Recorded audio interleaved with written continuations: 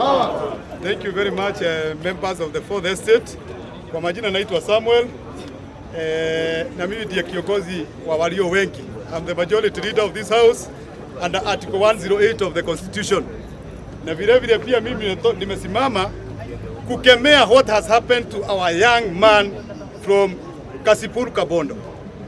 It is quite unfortunate that somebody has to take the life of that man in a police station. Tumefuatilia vile kwa Senate kumeendelea ni vizuri. We have a lot of theories hapo katikati. And I want to say this.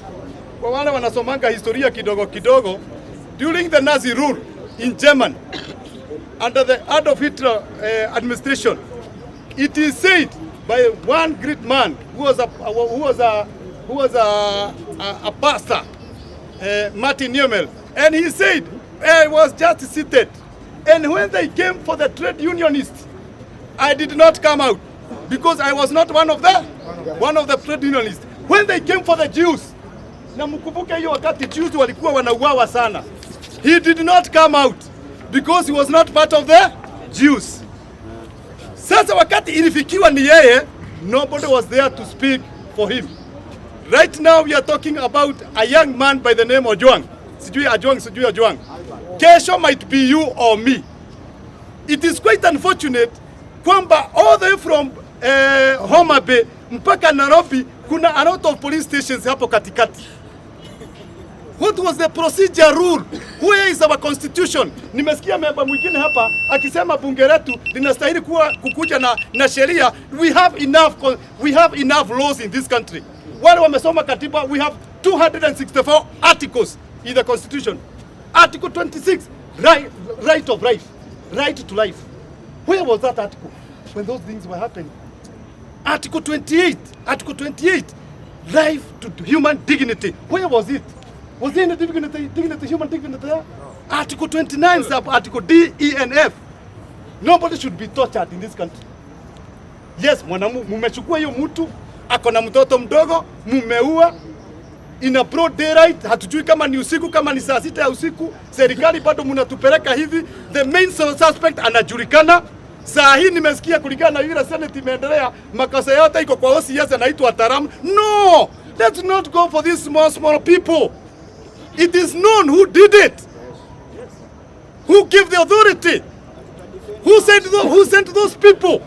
That is where we are. Now, Kenyans we are not foolish. The problem with this Kenya ni kwamba tunaonekana saa ingine ni kama tuko wajinga sana. As if ni wao tu walienda kwa shule. Mr. President, look at this issue. You have a man called Murkomen. Umemuhamisha kwa ministries zote. Has he performed? And you expect to perform in the Ministry of Interior? Can he perform? No. You must talk these things openly. The other day you came out talking about the contract performance, your ministries. Na ukaambia mnyinyi wengine, I know more in those ministries than you do. If they can't perform, they can't. Hata muhamisha kwa ministry gani, hawezi. Truth be told, the rights of arrested person under Article 49 of the Constitution, it is there. We don't need any other law. The right of fair hearing. Huyo Ojwang alipewa fair hearing under Article 50. Was he heard? Alisikizwa. I think we are living in a country of laws. Article 51 talks of a right of arrested person. When you're in jail, when you're in imprisonment, you still have the right as Kenyan. Hata kama ni kuwa, kama umeshikwa, you still enjoy about 40 rights in the Constitution from Article 19 to Article 59. It is the largest article, it's the largest chapter in the Constitution. Out of 18 constitutions, out of 18 chapters in the Constitution, Mr. Speaker. It is very painful. Very painful. Juzi, you see what happened here in Tunisia? Just one person. And it cost everything. Hii maneno yote, Mr. Speaker, it may be inakuja ili tusiongelele the budget proposals. We have all these things happening right now. Saa hii nimeona Murang'a kwetu wamefukuza mkolino wengine alikuwa amewapelekea unga. Wamesema hapana, hatutaki unga. Tunataka pikipiki na hizo vitu zingine zinapeanwa. It has happened right now. It has happened right now. So Mr. Speaker, bunge power. We must talk the truth. Right now, all these are diversionary tactics so that we cannot discuss about the budget proposals, Mr. Speaker. Yes. Right now, budget inasomwa kesho. Out of the many people, yes, the budget proposal will be tabled tomorrow in the afternoon. And it's not exactly in the afternoon because we still have that minute ya chairman of security kwa bunge aleta ile maneno ya sijui koimbori. Something happened. So Mr. Speaker, as I conclude, hii nchi ni nchi ya katiba. Hii nchi we are ruled by the rules of law. In the year 1994, when Nelson Mandela was taking an oath as the president of South Africa, and he said, in disregard of the law, you invite anarchy. That's what we are inviting in this country, and we will not allow. We have kids to take care of. This young man amekufa akiwa na mtoto hajaingia shule. Who do you expect of that kid? Akikuwa mtu mkubwa, wale walisoma ile kitabu ilikuwa inaitwa the Burdens, atakuja kuambiwa nini? What killed his father? What happened? I mean, Mr. Speaker, it is very painful. It is very painful indeed. And we must think about outside box. What happened to the CCTVs in that institution? Wale watu wengine walikuwa wako ndani, walisikia ama hawakusikia? You know, Mr. Speaker, we should not keep on going around. That's why we are hii nchi tunaiharibu tu namna hiyo. Hii nchi we have the future to protect. Hii nchi iko karibu, iko mikononi mwetu, young men and women. That's why tunasema in the year 2027, we must think out of the box. You must think under Article 83 of the Constitution. You must carry your brains kwenda kwa kituo cha kupiga kura. Saa hii we have the IBC.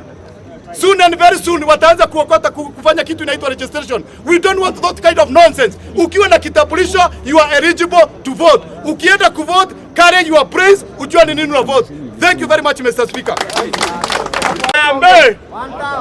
Arambe! Asante. Sitaongea mengi. Kitu ya kwanza, nimeona serikali watu wenye wana support serikali wako hapa wanatuzia uoga.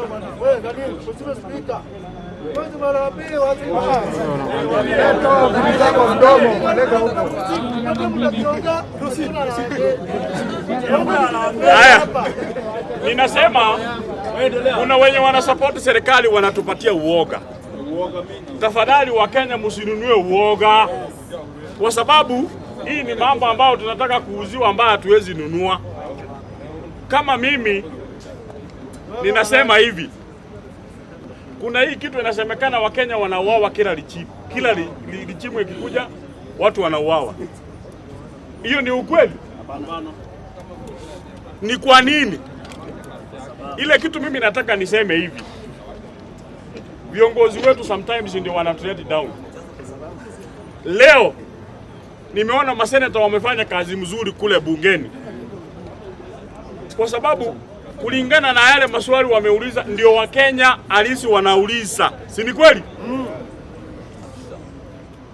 Mimi for example nikikamatwa hapa na askari, isemekane speaker wetu ndiye ana complain nimemkosea. Si ni kweli?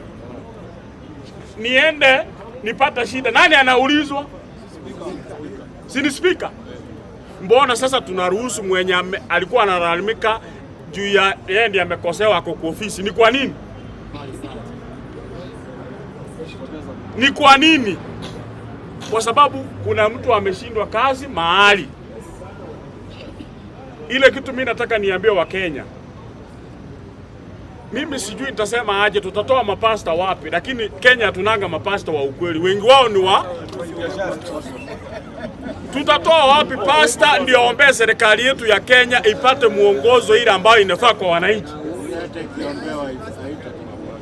Kwa sababu leo tutasahau, si alipati ameenda, kesho itakuwa mwingine ama ni mimi. Si ni kweli? Tutakuja hapa tuongelee hilo neno, tuongee leo, kesho familia ndio inaumia. Si ni kweli? Sisi tukitoka hapa si tumeomboleza maneno ya alipati, na mwingine kesho tuomboleze hivyo, si familia ndio itapaki na shida. Kwa hivyo nawaomba wa Kenya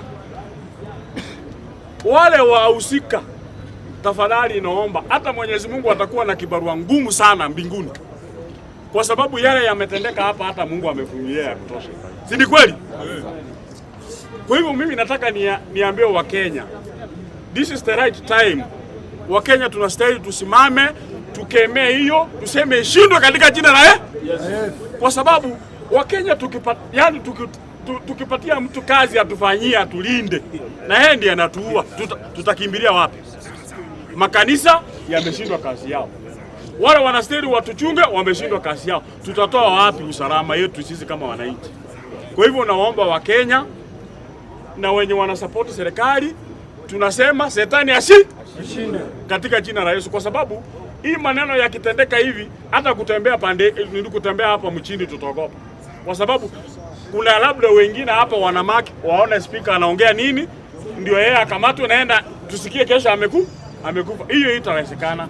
Kwa hivyo nasema mwenye anastahili kuchunguza hii maneno, wasemaji wamesema hapa IPOA imelala kwa kazi yao, kwa sababu hata bungeni nimesikia chairman wa IPOA ati amesafiri, ameenda shughuli zake, ameacha ile kitu ambayo alikuwa zungumzia yeye kama macho yetu. Hiyo si ni mtu ambaye akona ignorance, si ni kweli? Kwa hivyo nasema washindwe katika jina la Yesu. Asante.